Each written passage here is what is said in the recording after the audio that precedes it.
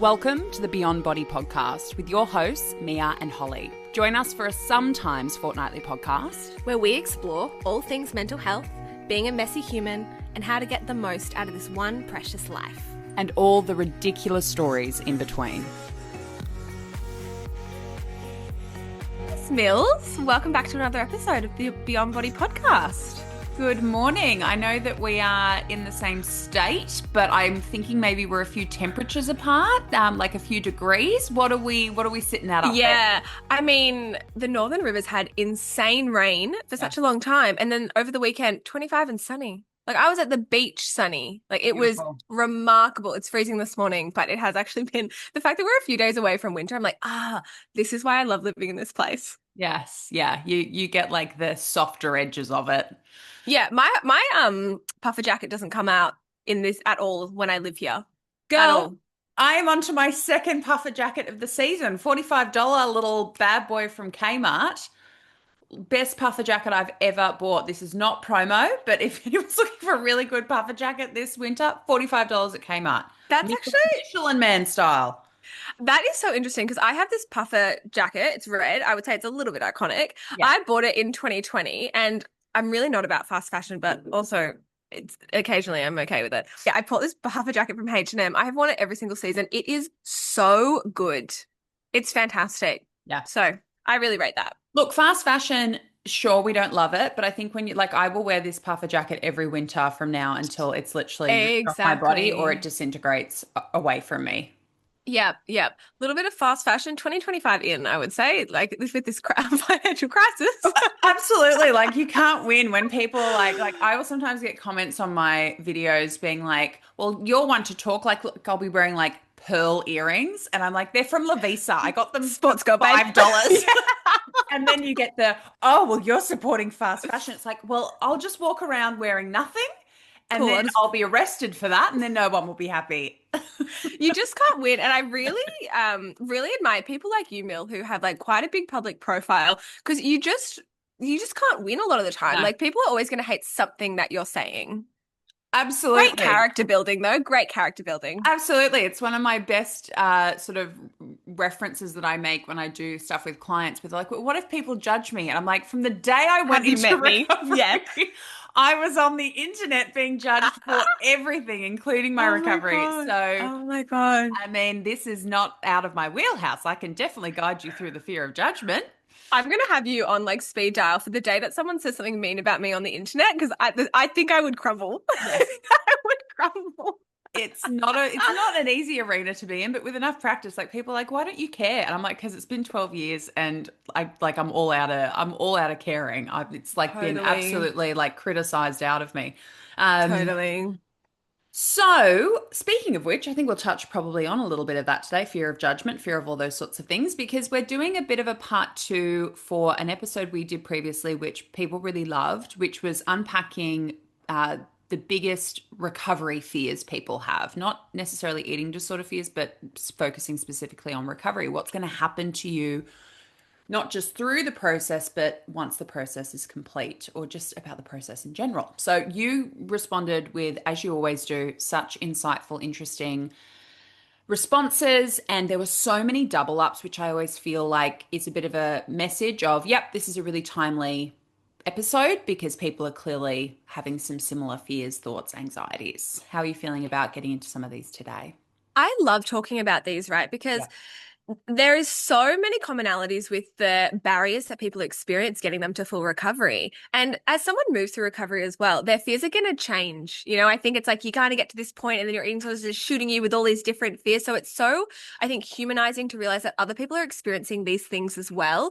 And to meet your fears, right, in recovery and in the world beyond is one of the most courageous things you can do. And it is also so necessary for just general personal development, but human development as a collective. So I love going into these kind of conversations. It's also, I think we've said before, it's so good for us to do, market research is the wrong word, but like to ask the people what's actually going on for you in recovery, because we're no longer personally in that season of life. So it's so useful for us to be across, and I mean, we both work with many clients every week, but just to be so across what are the experiences that people are going through recovery in real time, present day. Absolutely. And I think also just hitting it head on.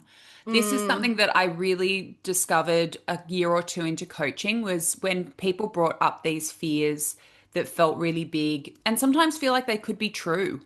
Yeah, yeah, Your instinct sometimes is to want to comfort that and soothe that immediately versus like, yeah, let's lean in. Let's get to the deeper layers of what's yeah, like when people have fears about body changing. That's not just yeah, about the body changing, that's about all the stuff that we assume is going to come along with that, or fear might come along with that, or a repetition of past experiences when our body might have been yeah. in a place where we didn't feel comfortable. So I that lesson that I have learned as a coach, I now try to impart, which is when those fears come up, the really big ones, don't shy away, don't immediately try to soothe it or comfort it. Absolutely, that's important too. But first, we've got to do a bit of digging and exploration.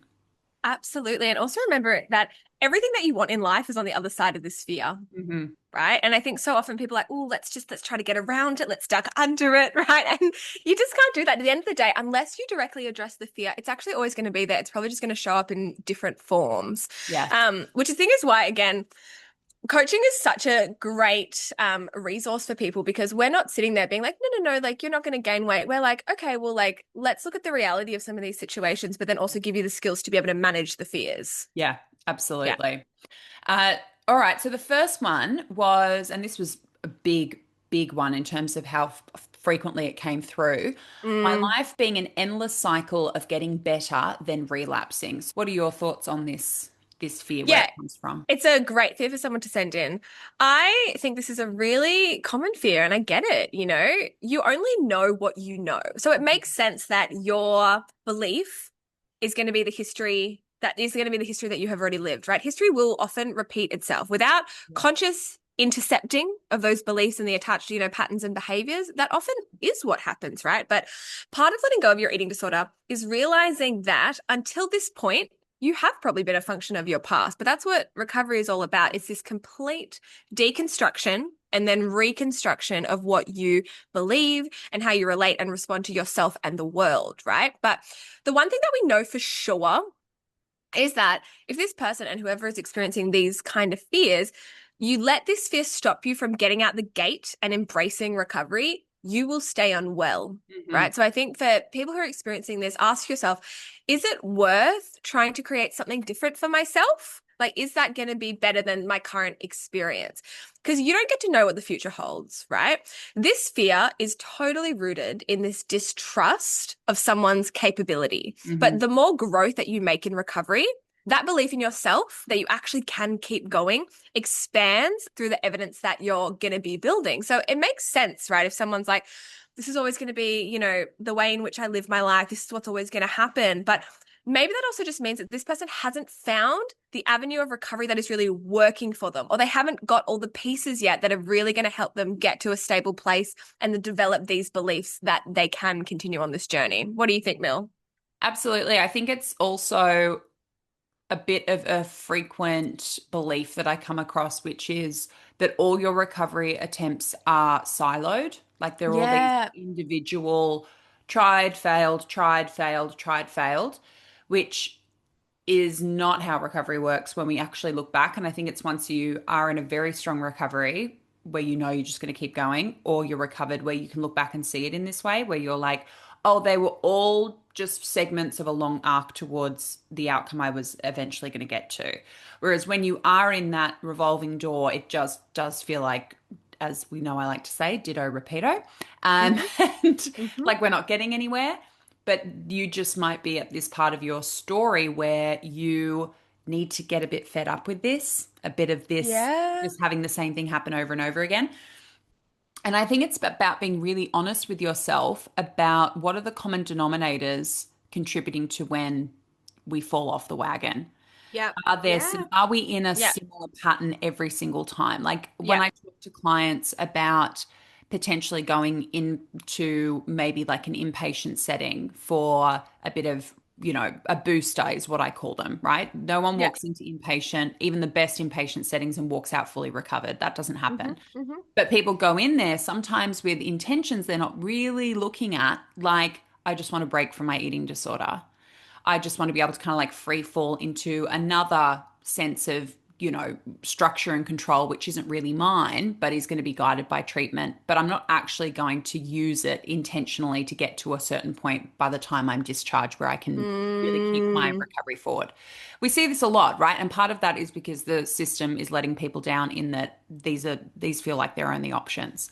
But I will see people repeatedly go into those environments, but they're not going in with the fork in the road kind of mentality of like, this could be the admission where I never come back here. It Mhm. is kind of like a little bit of respite from them, for them, from their eating disorder. So Yeah. it can just be something like that where, and I think again, that's where our role can be so useful is to help people just have those mindset shifts of if you're fed up and you're sick of the revolving door, what are we going to do differently this time that we haven't done previously? Mm. So I think sometimes it is accepting that sometimes, yeah, we got to have a few spins on the roundabout Yeah. and do the same thing over and over again before we go, I literally can't look at this roundabout anymore. I don't care Mm. what's down the exit that I've never been down. I don't care what it is. It just has to be something different from what I've been doing. And it's Yeah. also about looking at the patterns which are making this a repetitive experience for you, Yeah. because the only way you get to better outcomes with an experiment is if you change the variables of the experiment. If you keep running the same experiment over and over again, you're going to get to the exact same outcomes and it's going to Mm. feel like it's not working. But whether it's a Yeah. mindset shift or a resource change or it's just timing, fed up sort of hitting you, something's Hmm. got to change that experiment for you to get to a different outcome. Yeah, absolutely, Mill. I think it's such a useful thing to people for people to be so aware that fed up is so often a precedent for change. I'm so nervous, and this is the scariest thing I've ever done, but I'm also holding on to the hope that there might be something better than this, right? Like they're not going into the with the headspace of this is just always going to be, my life. This is going to be the cycle because you can see how huge that fear is in stopping someone from even being in the headspace that there could be an alternate outcome to this. Because at the end of the day, two people could be living the same experience, right? In terms of, going to treatment, coming out of treatment, going to treatment, coming out of treatment. But their intention behind the process and what they're doing is going to be the driving force that is going to get them to that point where they will have that last admission. Yes. And you Mm. see it all the time. Like I'll have clients who, you know, go in for a booster and report for the first time. They're like, I I looked at the people who like were really struggling. And for the first time, I thought to myself, thank God I'm not there anymore. For sure. So it's just sometimes this is about timing. It is about the brain having the opportunity to pay attention to the evidence for long enough and to have the cognitive shifts for long enough and to experience some of the things that make life more colorful and make recovery more worthwhile. Sometimes this is a time intersection, but I Mm. don't think that that means that we can't sit back and kind of learn from what has already happened and what is currently happening. Like sometimes there's periods of Mm. observation in recovery, right? Where we're like, Oh, how do absolutely. I keep ending up here? How do I keep running into this? But like, sometimes I'll have clients where they're really holding on to a behavior. They don't need the behavior anymore. The eating disorder, it's not really doing anything the eating disorder is claiming, but they're holding on to it because it's symbolic of something, right? If I let go of this Mm. behavior finally and I don't use it at all in a week, then what does that say? Like where am I next? And so it's sometimes just about that pre-contemplative thing that needs to happen. But I Mm. think also this is a bit of that time traveling thing that we do with people, which is my life being an endless cycle of getting better than relapsing. It's kind of like the eating disorder is presenting this as so the better alternative is to just not, Mm. be in that cycle at Yeah, all. have 100% sickness. Yeah, I don't know how you'd feel about that in 10 or 20 Mm. years. That Yeah, you'd gone, well, I'm just going to opt out of this then. Because that makes it 0% likelihood that this won't be the eventual sort of process for you. So I think that time traveling can sometimes help us go, okay, but what's the alternative? Where am I going to be in 10 exactly. years if I'm not in this at all? Exactly. And for someone, I think to also like really head on challenge this fear, you need to have those reference points of, I actually had that really good day. I actually went out for that lunch and it was really awesome, Yeah. and even if it's holding on to that as a 1%, or, I was able to, be present in a conversation with a friend, or, had 6 hours and I was like, didn't think about food, whatever it is. And no matter how small it is, those reference points are magic in Yes. recovery, I Yes. think. Yeah. Yeah. Next fear. So this is a really big one. And this person has sent it, and this was one that was sent in a bunch of times, Yeah. but it said, the fear is not knowing who I will be without the illness. This one just I know. breaks my heart a little bit. Hey. My thoughts on this, Mill, is that I mean, there's a lot of things I think, but I think we can only truly let go once we understand what we have been holding on to. Mhm. And to do that, you have to be really honest with yourself. So, for anyone who's feeling this way, not feeling like they're going to know who they are without the illness, ask yourself, well, what do I know? What does my life look like with this illness? Mhm. Who am I with this illness? Is there even a you when you have this illness? Do you actually know who you are? Or is the person the illness is telling you you are actually just a bit of a facade, right? Because you may Mhm. not know who you're going to be without the eating disorder, but you sure as hell know what your life is like with the eating disorder, right? I think this is the thing, you or I, anyone listening to this, we don't know where we're going to be in 5 years' time from now, right? And like, I don't know what my life's going to look like. And we're not supposed to know what our life is going to look like in Thank 5 years God. either. Thank God, right? But I do know what I do know is that my worth and understanding of self is not anchored in something that is unstable, like an eating disorder identity or a body or a role in the world or, money in the bank or any of those really unstable things. So through recovery, my sense of self has become so much more authentically understood. Mhm. And that anchor to who I am feels really grounded. And naturally, that will expand and change and evolve as I move through different life experiences and ages and, experiences that really challenge me and push me. But who I am is never going to feel like it has been ripped out from under me because its foundation is so much stronger than like an eating disorder, right? So I think this fear is so rooted in knowing that the carpet can be ripped out from under you by taking away this thing that you felt like was giving you a sense of self. But if something can be taken away that is giving you a sense of self, that was not really ever your sense of self Yeah. because it has to be more of an internal experience as opposed to us trying to, externalize your eating disorder. So yes, the whole journey of recovery is about figuring out who you are without something that has been this crutch of identity. But figuring out who you truly, authentically are at your core, my personal belief is I feel like it might be the most important work of anyone's lifetime, right? And Mhm. it's scary for sure, but it is also the most beautiful and important homecoming. I think there's a lot of different directions that we can go with this fear. Yes, absolutely. And I think, as you said, if something can be taken from you that easily, like an identity marker or a sense of self Yeah. or an experience, like Yeah. it's not really yours, it's not really It's you. it's not it wasn't meant for you. It Yeah. can't be. Like you can't just, Mm. there are things about me, truths about me that no, like nobody can take away from me. They're fundamentally you. Like no Yeah. healing process can take away from me. Mm. But I think it's also, I will reframe this with clients sometimes when they're so convinced, and especially if the eating disorder has been around for a long time. I think that's where Yeah, this belief can for sound sure. really, really solid. But at the same time, you've also had other elements of your life and roles in your life which prove that this is not true. Like I will say to my clients, did your eating disorder self-parent your kids? No. Does Mm. your eating disorder self-support your friends when they go through hard things? No. Do you show up to work as your eating disorder self? No. Well, there might be elements there, but more so like relational stuff, it's very clear to people. No, I don't advise the people I love to cope the way that I cope, and I don't speak to them as harshly as I speak to myself. So that can't be your eating disorder self. It isn't. That is your healthy self. So this idea that it occupies 100% of you all the time is not true.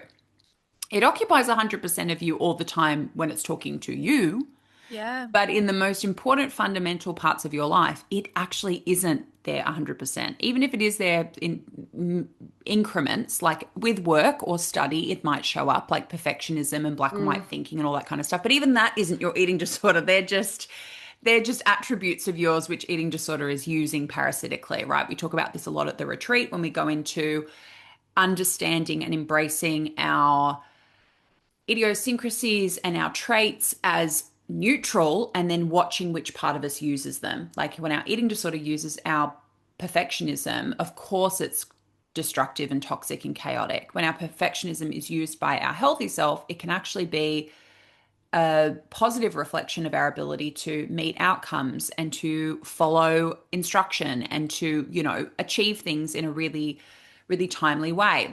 There's different uses of those traits. But in terms of who's driving you as a person and who takes ownership of who you are as a person, Mm, unless you can truly hand on heart say that you are your eating disorder self to everyone at all times in everything, then you are not this cavernous, empty person without that eating disorder. I think of mm, it as the illness, not your eating disorder self. Your eating disorder self is the vulnerable part of you that was once a whole healthy self, that this parasitic external thing, the illness, which is yeah. not you, latched onto.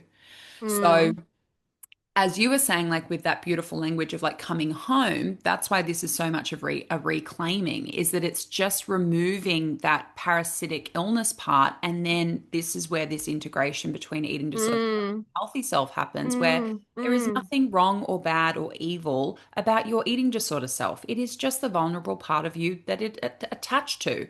And mm, that's what we're bringing back together in healing. So I don't believe I've ever met anyone who tells me that they will be nothing without their illness, or there's just nobody left behind without the illness, where I've asked them those questions of, well, what about in these areas of your life where they've gone, yes, I'm 100% my eating disorder self at all mm, times. Never, never, ever. Even mm, if it does feel like it's occupied a lot of your mm. life and your relationships.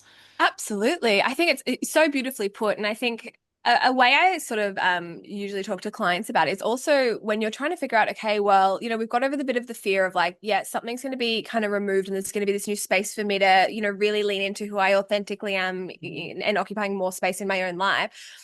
To even start to really figure out what does that feel like?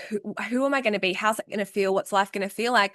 Ask yourself, around what friends or important people to you, even like romantic partners, do you like yourself when you're around certain people, right? Yes. What people make you feel like you are you and it feels safe, right? To be that full expression of you. Like what friends and you can just, you're just laughing about the dumbest thing ever. Those experiences, again, can be such useful reference points of, I am there. This is me. I'm wholeheartedly showing up here. Yep. And they're the things that we really want to anchor to because you probably actually do have more understanding of who you are without your eating disorder, but your lens is just not, does not have that focus at the moment. It's really just about actually widening the perspective. Completely. And I think this is another helpful reframe, which I actually did with somebody recently, where we went through some of their most powerful cognitions and the things Mm, that feel really, really true to them and it's stuff cool. like this, right? And being able to give them like, and I think this is another area, God, I feel like we've just like spent the first half of this being like, this is why coaching is awesome, but I but it is like know. I think Self especially plug. right, especially in this fear category, I think it's where we can be powerful because we do the practical stuff and we come from lived experience. We can look at someone and authentically say, I get it, I believed and thought the same thing.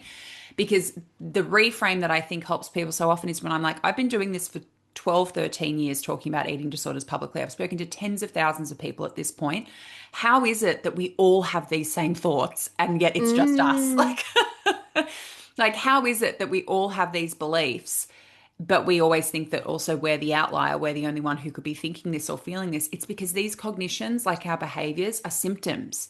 These are symptoms. These are really clever tricks of the eating disorder to keep you stuck. Because if it can convince you that you are not going to be a person and that you're just going to have this black cavernous hole that you're always mm, going to be tumbling into internally, who wants to do that, right? Who wants to go there? It's kind of like the not sick enough cognition or the too sick cognition, which we all get, mm, right? One day you're too sick for help, and then the next you're not sick enough for help. These are all really cleverly orchestrated thought patterns which are designed to keep you in the maze. Like if you think about you as the mouse in the maze and your eating disorder is just constantly like sliding walls in and out of the exits, right? To mm, like prevent you from getting out. Um, mm. so it's no coincidence that we sit here and we're like, yep, we've heard a lot of this. Lots of people sent this in, comes up a lot in session. And I think just Yeah. being able to remove yourself a bit and observe it as a symptom makes you Mm. feel less attached to it as a belief. Absolutely. And just lastly on this as well, I'll have clients say this often, but to me as an external person, I can see who they are. Mhm. So many of my clients have such distinct personalities, and there are so many traits that I'm like, that is distinctly you. And Yes. it's remarkable and it's beautiful and it's wonderful, but you just can't see that. So, The next one that came through, again, super popular, being overcome with anxiety without my eating disorder. I find this one really interesting because mm, I totally understand it from the internal experience of this from my own eating disorder. hmm But then from the bird's eye view, when I hear this now from a client or from somebody who's coming to me for advice, not that I find it funny, but I do when I then talk them through it, they often find it funny where I'm like, okay, so your Yeah. eating disorder is helping you to manage anxiety.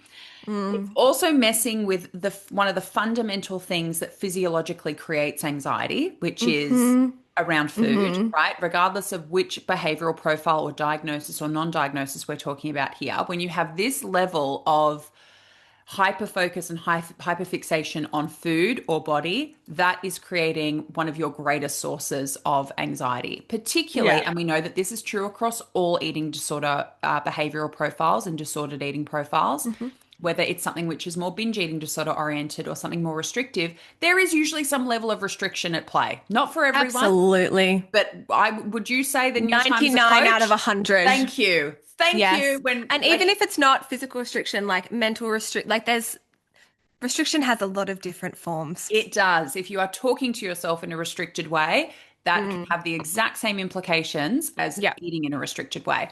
Yeah. So we know this from really unethical studies that taught us a lot, but we wouldn't repeat them, like the Minnesota starvation experiment. Please don't go and read it. Just trust our summary, where there was no known mental illness component to what these men experienced. But as in the Mm. experiment, their intake got reduced, their stress went up, their anxiety went up, they became more isolated, they were hoarding things like cooking implements like wooden spoons and recipe books. This was back in like the 40s and 50s.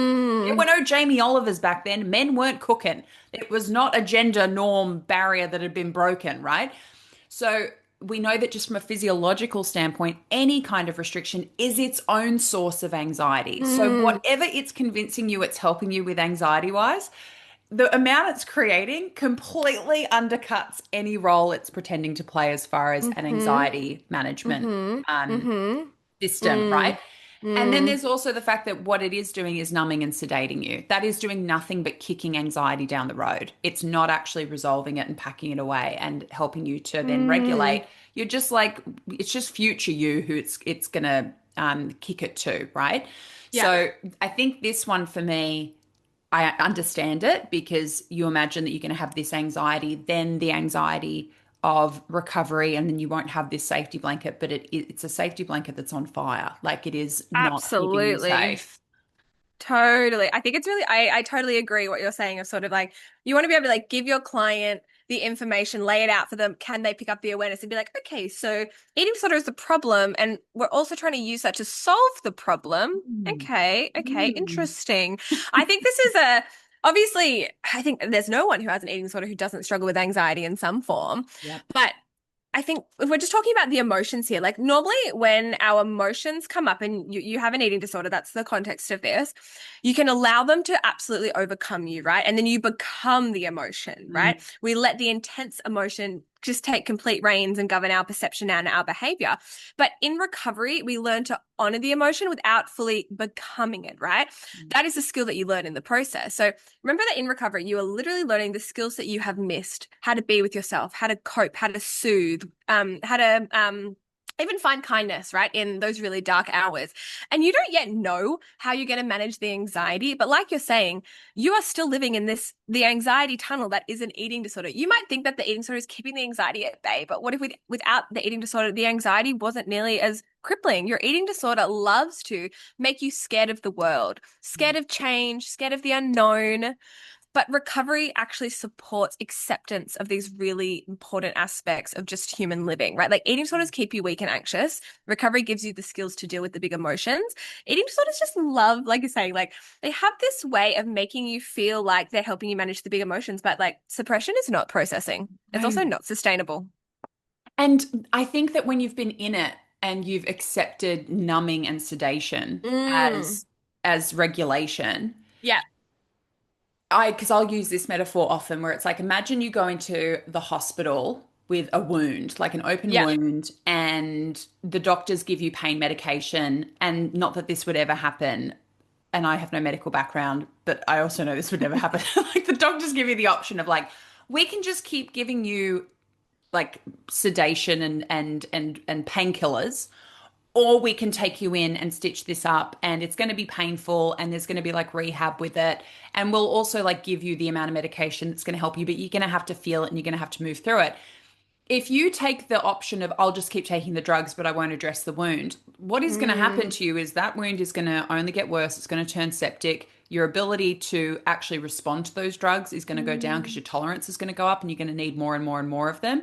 And then eventually that's going to run out. And then you've got a situation that's 100 times worse than if we'd addressed it in the first place and gone, yeah, Mm. I'm going to have some short-term discomfort here, but this is going to get treated and it's going to heal and I'm going to be back to being fully functional again if I take this Mm. route versus the kicking it down the road kind of route. Either address it now that it's here, or we can Yeah.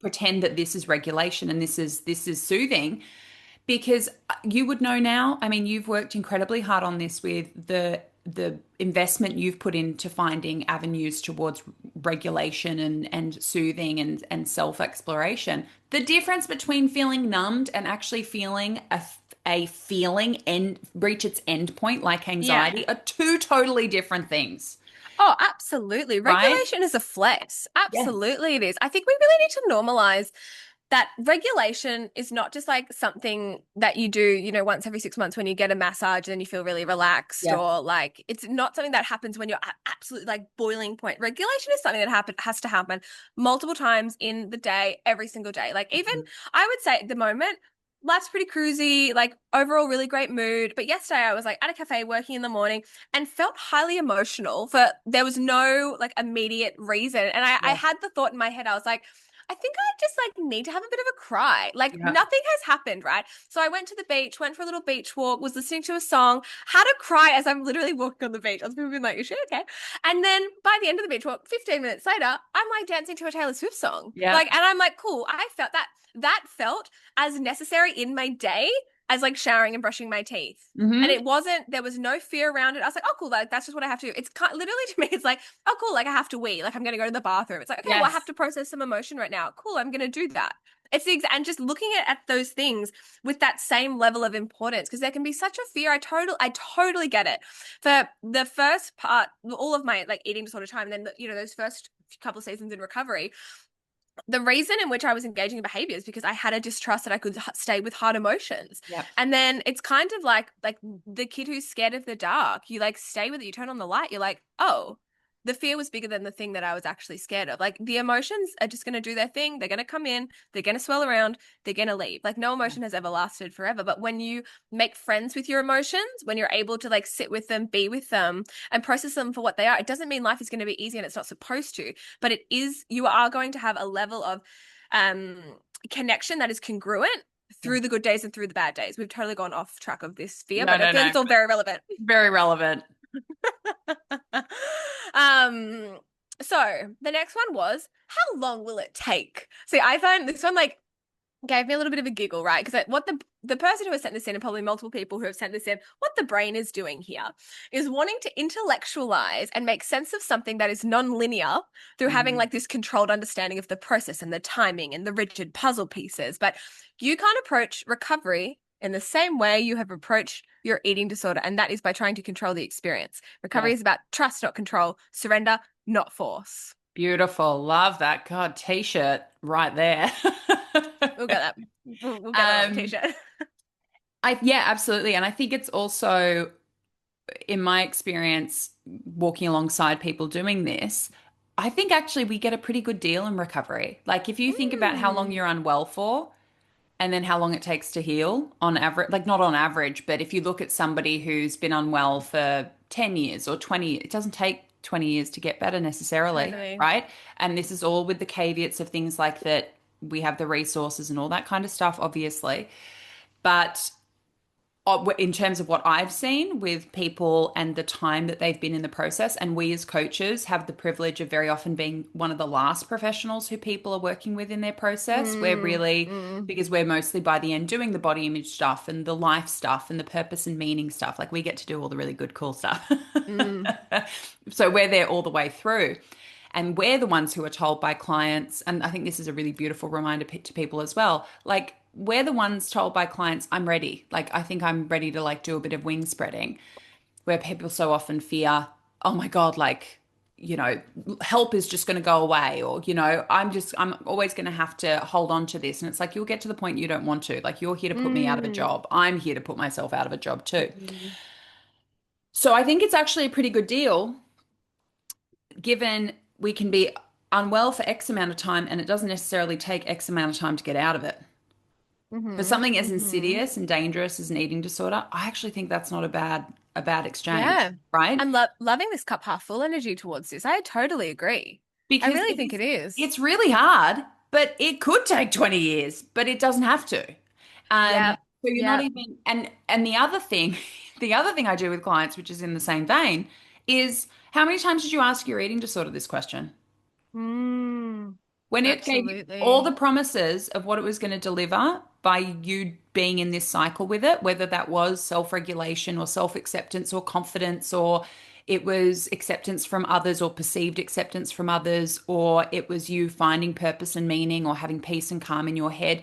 How many times did we point to eating disorder and go, okay, sure, you've moved the goalposts, I'll come with you, but also how long is it going to take? Because we're still not Mm, there. It's still chaos in yeah. here. I still hate myself.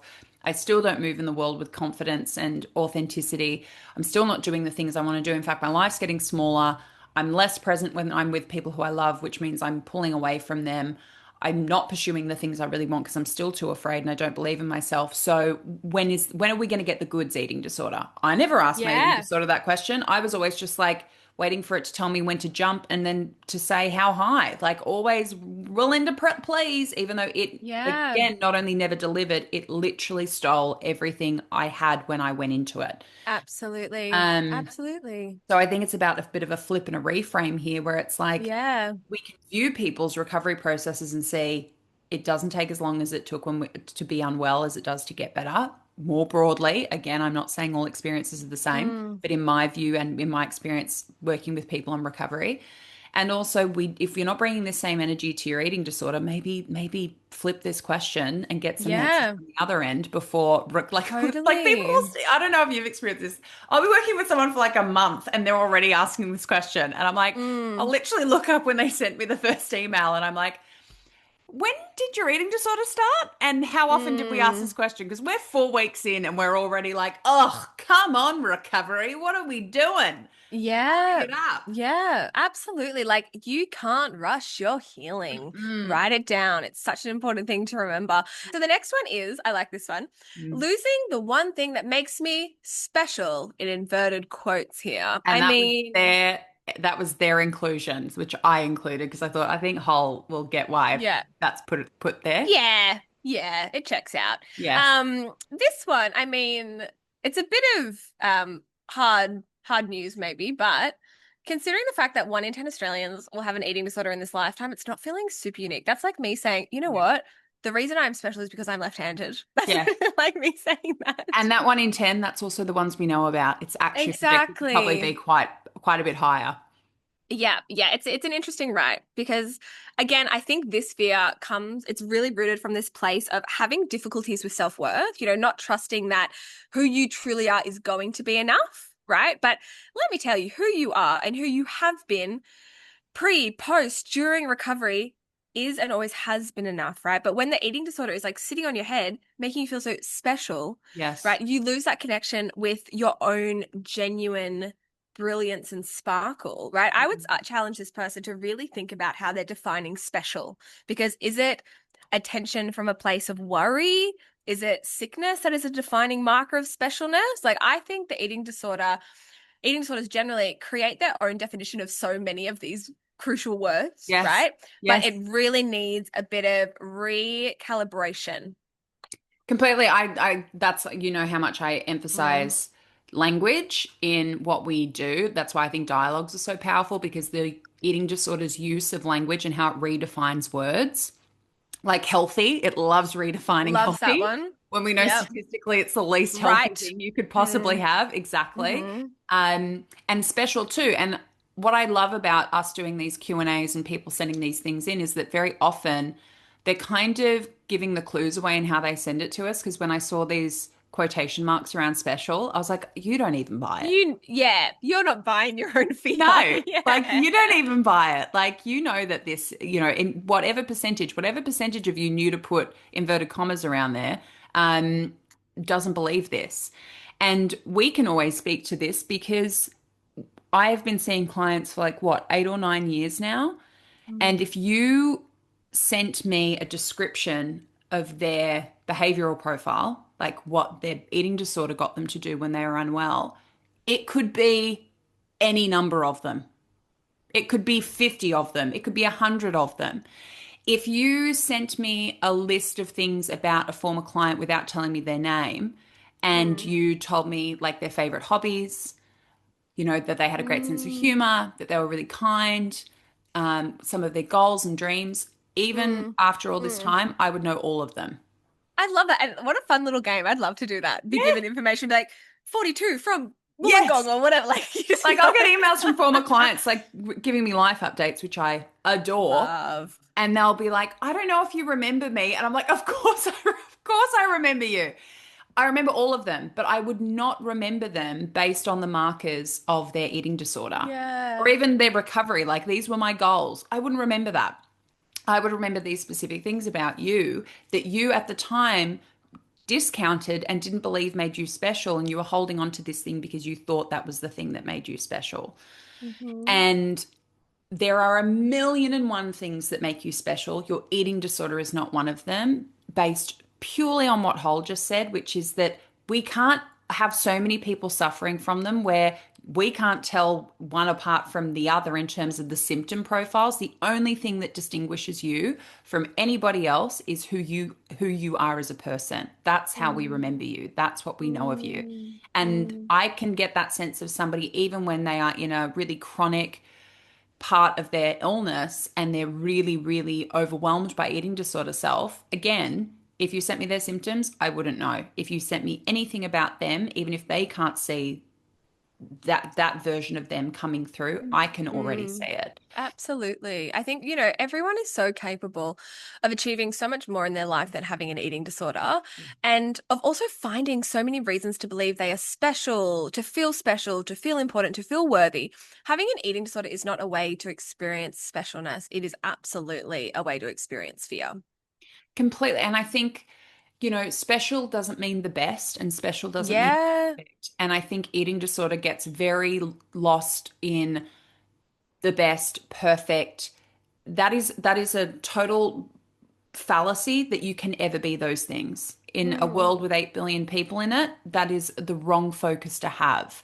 It is what is your internal experience of who you are and your life, and how can you make that, like I often say, one of the ways that I regulate with my chaotic brain is I will often say to myself, Mia, next best choice. Not next Mm. perfect choice, not next amazing choice, just for what my next need is, the next best choice I can make for myself. Whereas my inner talk used to be, if I'm not doing it perfectly and if I'm not the best, then what is any of it worth? Um, and then you literally just see how pointless that is. It's like wanting to pack up your entire life and go up to the North Pole to meet Santa. You can do it, but he's not going to be there. Mm. Just hopefully there's no children listening to this, and that's just ruined Christmas for I'll everyone. pop a little spoiler at the beginning. I doubt any children are listening to this, but it's so true, right? And I think again, so many of these that all these fears are different, but there is such common threads with so many of them, and so many of them come down to a lack of evidence that you can create something different for your life, and a lack of self-worth that you are actually capable of creating that thing that is different for your life. Yeah, and I mean, I think that's where a lot of recovery approaches let people down is they don't do this work with people. And so they Absolutely. do feel like they just had their security blanket taken away and now they're just free falling. And it's like, where's Yeah. the safety net for self-exploration and figuring out who you want to be and what you want to get out of this whole process. It Absolutely. frustrates me to no end, as you know. Yeah, absolutely. So the last one we've got here is missing the control my eating disorder gives me. I mean, maybe just also link, we've done a whole episode on control, Yes. but you are just, if anyone hasn't listened to it, you are being manipulated. Yeah. Full stop, right? Your eating disorder is going to create a false sense of control, but you are not in control. You are the puppet. You are not the puppet master. And Mhm. this is the thing, life is uncontrollable, and that is incredibly scary to think about sometimes, but it's also the reality of human existence, and it's not going to change anytime soon.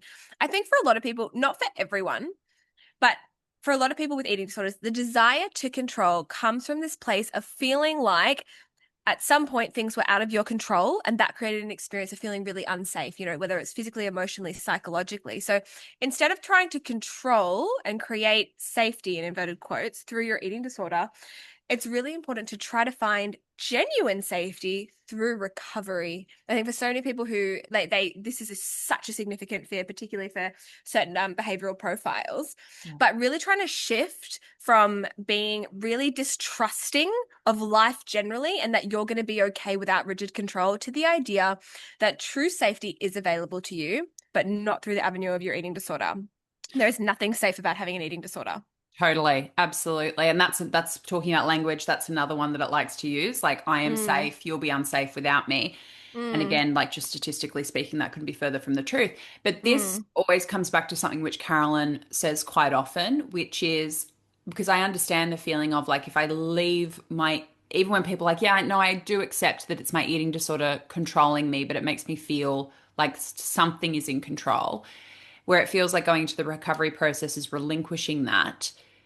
As Carolyn says, you have treatment rules and you have eating disorder rules, but the treatment rules are a bridge to you finding your own rules. And by that, I mm. mean, like, once you know your true healthy self rules, they're really just like guidelines and safety nets and that kind of stuff. It's not Yep, rigid, it's not for sure. prescriptive. It's figuring out, like, Commitments. yeah, commitments, intuition, all that kind of like I just said, like the Yeah, next best choice mentality. It yeah, changes, it's flexible, it meets your needs as it needs to. And that's where you feel control, is in that flexible safety net. yeah. But I think that is so true that it can feel like, oh, well, I have eating disorder rules, but then I have like these treatment recovery rules, and it's like only one of those is temporary, and one Yeah. of them is actually an instruction manual on how to get back in touch with the guiding principles that Mm, are come from within you, where you don't need yeah, something yeah. external to create that false sense of security because you can rely on the one that you provide yourself. So Mm, yeah, there is a temporary sense of, well, now I'm just in this recovery rigidity, or like I have to, mm. well, sure, like I'm being controlled by that too. And it's like, well, not really, because Yeah, if you stop going to your practitioner, like I have a rule: if yeah. somebody leaves, I don't chase them, so that they can always Mm, come back without feeling like, oh, she sent me an email and I never responded. It's like, you go and you come back when you want to, because I don't ever want to give people that impression of like I'm this looming chasing thing like an eating disorder is. It's like you can actively engage when you choose to, because they are your rules. That is your guiding principle. That is something you want to pursue, not something you feel obligated to. mm. What I call it when I'm with a client and, they've got pretty strong recovery foundations, like nailing the meal plan, but then they almost feel attached to that because they're like, but this is the thing that's keeping me safe. Call it like roughing the edges of the meal plan, for example, if we're talking like food behavior stuff. And that looks like, okay, let's just practice a little bit of intuition. Like, and you can, if you're really honest with yourself, you know what you need to eat and how much you need to eat. The Yeah. way in which you're doing that, we're roughing the edges a little bit.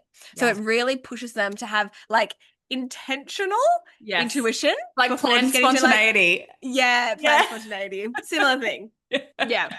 I love Yeah. it. Like when I'm like, we're gonna challenge spontaneity this week, and it's like, well, that seems like an oxymoron. Yeah. Um, Yeah. Loved these.